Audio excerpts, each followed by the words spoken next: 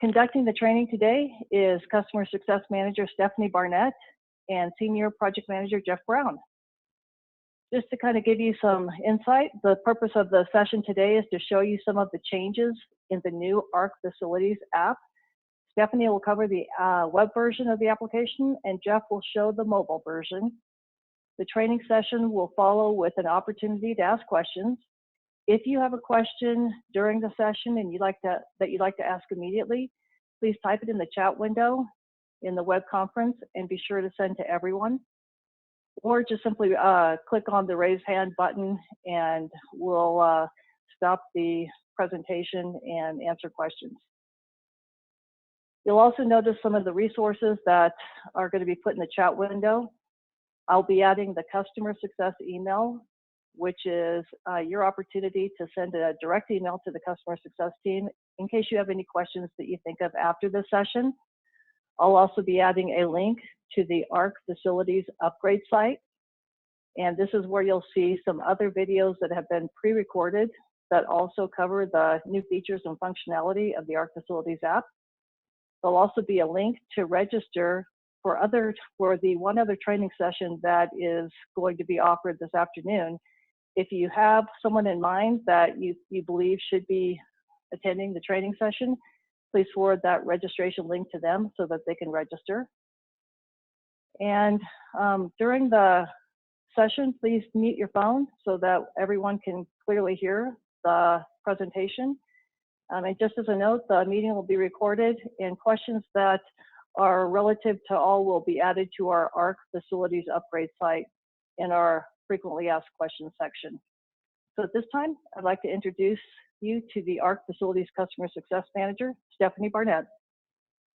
Hi everyone, I'm Stephanie, and I'm going to cover the navigation of the ARC Facilities site today. And I wanted to start by showing you the sign-in page here at app.arcfacilities.co. And to sign in, you'll just enter the same username and password that you used for SkySite, and then click Sign In. And this brings us to the start page here. And you'll notice the Campuses tab at the top. And this is what we called Collections in SkySite. And this tab will allow you the option to select which campus you would like to view. So looking back at the start page here, you'll notice that you can see all of the modules that may be available to you. And I wanted to start by showing you the Buildings module. So when you click the Buildings module here, this will bring up all of the buildings for your campus. And you'll notice on the left-hand side, there will be a list of your buildings. And then on the right-hand side, you'll have your campus view of the buildings. And let's say we wanted to look at the building information for Building 4. We can either select Building 4 on the left-hand side or the right-hand side. And this will bring up the building information for Building 4, such as as-built, shutoffs, compliance information, etc., depending on what may be available for your campus. And then if you want to go back to the main building page, you can either select the arrows on the bottom left or the home button at the top. And this will take us back to that initial building page. And then to go back to the start page, we'll just click on that first tab that we had open. And now I want to show you the emergency module. So if you click here on emergency, this will bring up a page similar to the building module that will show all of the buildings on your campus, except this will have the emergency information for your buildings. So let's say we want to look at the emergency information for Building 4. Again, we can either select 4 on the left-hand side or on the right-hand side on the campus view. And this will bring up all of that emergency information for Building 4, such as emergency plans, emergency contacts, etc. And then again, if we want to go back to that main emergency page, we can just click the home button at the top or use the arrows at the bottom left. And in this case, we want to go back to the start page, so we'll just click that first tab we had open. And that's all I wanted to show you for the modules today. Now I'd like to show you the folders and files section. So you'll notice this hamburger symbol at the top here, the 3 lines. If we select that, then we have the option to select folders and files from the drop-down. And this brings us to our folders and files section for our campus. And you'll notice at the top left, you'll have the option to navigate to a different campus if you'd like, using those arrows there. And in this case, we already have our campus selected. And you'll be able to see on the left-hand side here, you can view all of your folder structure for that campus. And I wanted to start by showing you how to search for a file using advanced search. And in this case, I want to search for fire hydrant files in Building 4. So on the left-hand side, I'm going to go under Building 4 and then Emergency. And then I want to search my Equipment, Photos, and Files folder. So you'll want to make sure you have that folder on the left-hand side selected or highlighted, and then go to the right-hand side and select the Advanced Search option. And then you'll want to type in quotes whatever your key phrase is, in this case, fire hydrant, and then click Search. And as you can see here, this narrowed down our results from 65 files to 4. And the next thing I wanted to show you was how to send a file. So in this case, if we'd like to send the first file here, we'll make sure we select the checkmark box on the left-hand side, and then go over to the right-hand side and select the Send Link option. And this will bring up a link to that file for our viewer. And you also have the option to set an expiration date for this link for your viewer. And then once you're ready, you can select Send via email. And this will bring up your Outlook or whichever email you use. And then you can go ahead and enter the email address for your viewer and hit send. And that's all I wanted to show you for the web version today. Jeff Brown will now be covering how to navigate the mobile facilities app. Good morning, everyone. Let me go ahead and just get my mobile device shared so we can take a look at that. As Stephanie was talking about, we're wanting to show some of the changes with the ARC Facilities app from what you may be used to in SkySite. One of the things that I did want to point out before we get into the application, if you have not installed or accessed the app for ARC Facilities, you can simply go to the Apple Store, search for the words ARC Facilities, and you'll see the icon displayed in the upper left-hand corner, the red icon with the white letter A for the ARC Facilities app. On my device, since I've already got it installed, it does have the option for open. If you have not installed it yet, it will just simply say get, touch on that, and it will install on your device. Once installed, you can just simply navigate using your home screen, locate the ARC Facilities app, and gain access. As Stephanie had mentioned, you'll use the same login credentials that you're used to using for SkySite, and this will access all of the information that you have access to within the ARC Facilities app. Currently, I have accessed the system, and I'm already in my campus that I would like to choose. We'll talk about navigating to other campuses or different options, but within the application, you can see the same buttons that Stephanie was displaying. Based on how your account is configured, you may access buildings, equipment, emergency, or the closeout option. In this case, to navigate, similar to what you would in SkySite, you would choose the option for buildings to access your documents. And this is the same view that we were looking at a moment ago when Stephanie was navigating. So on the left-hand side, we have a list of the buildings. On the right-hand side, we have a visual approach to accessing the information. Again, based on how your account may be configured, if you do have one building that we're currently managing for you, this will bypass a screen similar to what we're looking at and go directly to the individual building. For instances where we do have a campus view, then it will provide you a campus view with a list of the buildings on the left and a view of the campus on the right, and you can navigate by either method to be able to access the building. In this case, we're going to use the medical center, option number 4. When we navigate in, again, we're seeing a similar screen to what Stephanie showed a moment ago.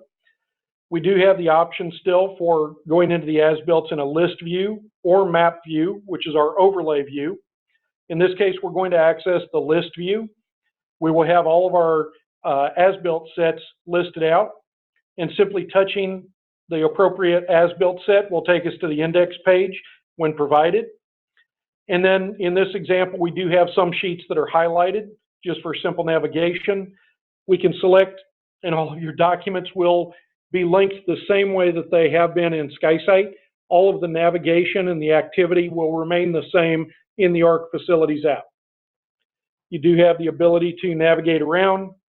Again, all of your callouts will be hyperlinked the same as they currently are. And to demonstrate some of the options available, a little bit of this may be a review, but again, on the right-hand side, we do have the markup menu available. If I needed to cloud something, for instance, or draw attention to it, I might use the shape option from the menu. In this case, I'm going to select the cloud option. I simply touch the screen and drag with my finger. You'll notice that the cloud outline is in red. That is our default color. If I would like to change that option, I can simply touch the outline, and that will give me an option at the top for settings where I can simply go in and change the annotation color, which is our outline color, change the transparency or opacity, select a fill color if I would like to, and again, change the transparency, change the line thickness. So it's very simple and easy to work with the markup tools. If I needed to, I can also use the letter T from the markup menu, which gives me the ability to add in additional text information on the document. In this case, I'm going to use the callout option. I can simply touch the screen and drag across it, enter my note,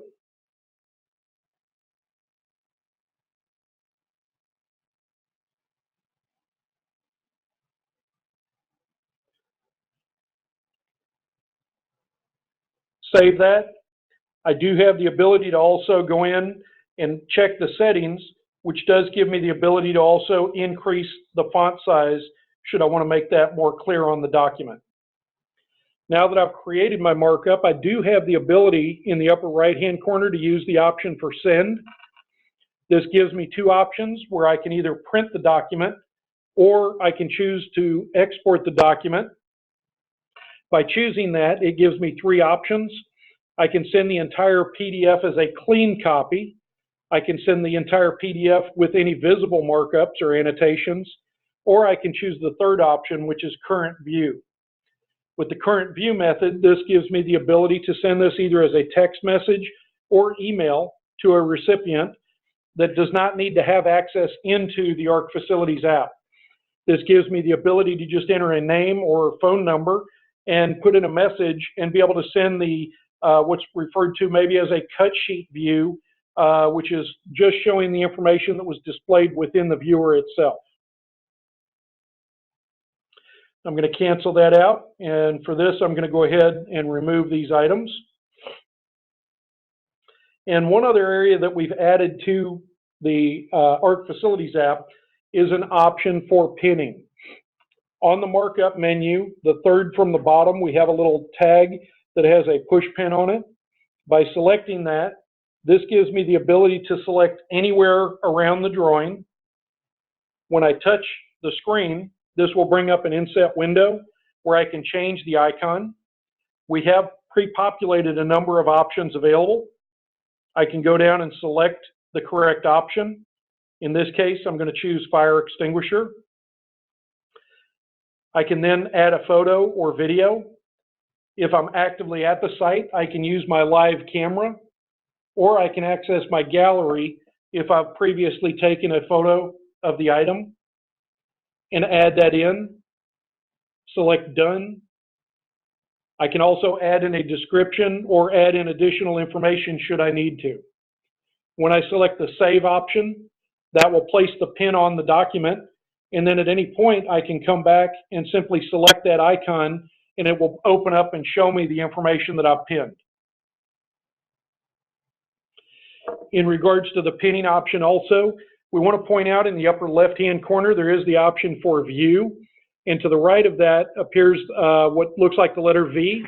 If I touch on that, this will actually open up a drop-down menu and show me any and all different types of pins that I may have selected to enter onto the document. In this case, I've got two different options, one for defibrillator, one for fire extinguishers. I can select to turn those on or turn those off individually, or to view all should I want to do that. In this case, I've got two different fire extinguishers. when that shows up. And again, I can zoom out and see for anywhere on the document, it would identify if there were fire extinguishers or whichever category I may have selected to view. And again, I can simply touch on that to be able to see the item on the document itself. With regards to the navigation, as Stephanie had mentioned earlier, in the upper left-hand corner, we have a similar option, which is what we refer to as the hamburger menu. From there, this will bring up any of the modules available and allow you to be able to navigate throughout the application very easily. At the bottom of the screen, you'll also notice the other modules that are available, such as the folders and files. So if I select on that, this will also take me into the same folder structure that we were looking at with Stephanie a few moments ago, and show me any of the folders available and give me the ability to perform searches by using the eyeglass icon in the upper right-hand portion of the screen. Again, using the hamburger menu, I can now select and go to different areas. And so to demonstrate, we're going to go ahead and navigate to the emergency module by selecting the word emergency. Again, based on the way that your account may be created, you may have only one building or you may have multiple buildings within a campus. So it may direct you straight to the individual building. In this case, we do have a campus, so we can choose which building from the left-hand menu or choose the visible option on the right. This again will take us into our emergency navigation window pane, where we can go in and see different information such as our emergency shutoffs. So similar to what we had in SkySight, we will break this down by the floor level. Selecting the floor will show all of the available icons. Again, you'll be able to notice that we do have different icons now, as opposed to just a single red circle icon. Using the view option at the top, we can also see the different pins available, so we can easily identify items that are for natural gas, electrical panels, or water. We can choose to only select to view certain items or view all. And then again, when I navigate to the item on the screen, we can see the exact location. When we touch on the icon, it will bring up any information that has been entered, including any instructions that may be needed for how to turn on or turn off the particular item.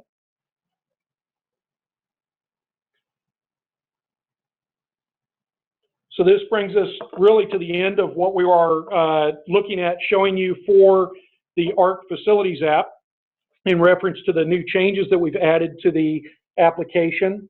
So what we'd like to do at this point is open it up for any questions from the group to see if anyone has any questions or feedback for us. And Jeff, nothing so far in the chat. So if you would prefer to type your question in the chat, that's another option as well. And the other thing, let me jump back for just a moment, Lisa, just to show a couple of different items that I had not covered yet. When we're looking at the application from the mobile device, just to navigate back, I'm going to go ahead and access, again, using the hamburger menu and go to the option for My Campuses. When we go to the main screen, this is the main landing page when you would log in. And again, depending upon how your account is configured or set up, at the top of the screen, we can see a number of different campuses, which are going to represent the ones that I have accessed most recently. At the bottom of the screen, we do also have any and all campuses that we do have access to. And then you'll also notice on the top item right here in Valley Medical, we have a green checkbox next to that. When we select the three dots, which is for the menu option, we do see a message stating remove from device and settings. The application, similar to SkySight, does allow you to make available offline. What this means is that you do have the ability to synchronize your documents to your mobile device, and that allows you to be able to still access your documents, navigate, and create markups, even if you do not have internet connectivity. And then when you do reconnect to a internet connection, it can push those items directly up to the cloud. In instances where I may have already synchronized a data collection. When I select that menu option, I do have the option for remove from device, and this does allow me to remove it from my mobile device, but it will not affect any of the documents that exist in the cloud. And then lastly, using the settings option, based on how you're set up within your account, when you select this option, it will bring up and show you the basic information about the campus. And again, based on your permission level, you can use the edit option in the upper right-hand corner, which would allow you to update information about the campus or building, as well as with regards to the photo, if you needed to change out or wanted to change out a photo for the item, you do have that ability. Click Save, and that will update the information for your campus. And lastly, again, touching on the login credentials, as we had mentioned earlier, you would use the same login credentials that you use currently for SkySite to access the ARC Facilities app. And for those users that are using single sign-on, there is, again, an option there where you can utilize the single sign-on, enter the same credentials that you're currently using, and then that will give you access into the ARC Facilities app. So at this point, we'll ask once again if anyone may have any questions. Please put that into the chat window or let us know how we might be able to help you. And just to kind of clarify, this new ARC Facilities app, it is red in color. It's mostly red in the background.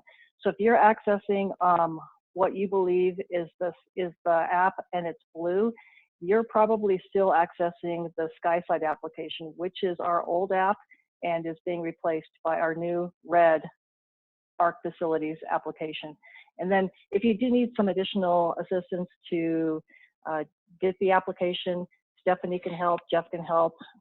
This session is actually recorded, and Jeff covered that at the very beginning.